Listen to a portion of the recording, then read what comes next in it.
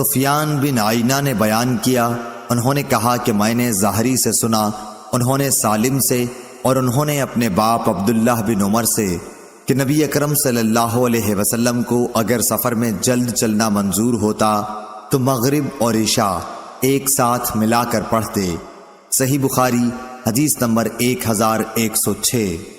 اکرمہ نے بیان کیا اور ان سے حضرت عبداللہ بن عباس رضی اللہ عنہ نے بیان کیا کہ رسول اللہ صلی اللہ علیہ وسلم سفر میں ظہر اور عصر کی نماز ایک ساتھ ملا کر پڑھتے، اسی طرح مغرب اور عشاء کی بھی ایک ساتھ ملا کر پڑھتے تھے۔ صحیح بخاری حدیث نمبر 1107۔ اور ابن تہمان ہی نے بیان کیا کہ ان سے حسین نے، ان سے یحییٰ بن ابی کثیر نے، ان سے حفص بن عبید اللہ بن انس رضی اللہ عنہ نے، اور ان سے انس بن مالک رضی اللہ عنہ نے بیان کیا، نبی کریم صلی اللہ علیہ وسلم سفر میں مغرب اور عشاء ایک ساتھ ملا کر پڑھتے تھے۔ اس روایت کی مطابقت علی بن مبارک اور حرب نے یحییٰ سے کی ہے۔ یحییٰ حفص سے اور حفص انس رضی اللہ عنہ سے روایت کرتے ہیں کہ نبی کریم صلی اللہ علیہ وسلم نے مغرب اور عشاء ایک ساتھ ملا کر پڑھی تھی۔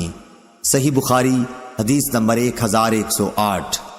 سالم نے عبداللہ بن عمر رضی اللہ عنہ سے خبر دی، آپ نے کہا کہ رسول اللہ صلی اللہ علیہ وسلم کو جب جلدی سفر طے کرنا ہوتا تو مغرب کی نماز مؤخر کر دیتے، پھر اسے عشاء کے ساتھ ملا کر پڑھتے تھے۔ سالم نے بیان کیا کہ عبداللہ بن عمر رضی اللہ عنہ بھی اگر سفر سرعت کے ساتھ طے کرنا چاہتے تو اسی طرح کرتے تھے۔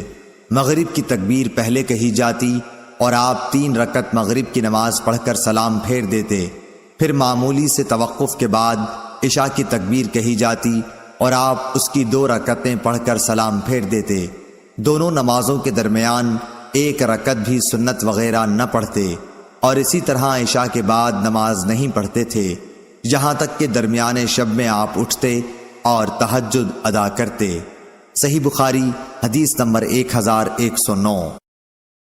حفص بن عبید اللہ بن انس نے بیان کیا کہ انس رضی اللہ عنہ نے ان سے یہ بیان کیا کہ رسول اللہ صلی اللہ علیہ وسلم ان 2 نمازوں یعنی مغرب اور عشاء کو سفر میں ایک ساتھ ملا کر پڑھا کرتے تھے۔ صحیح بخاری حدیث نمبر 1110۔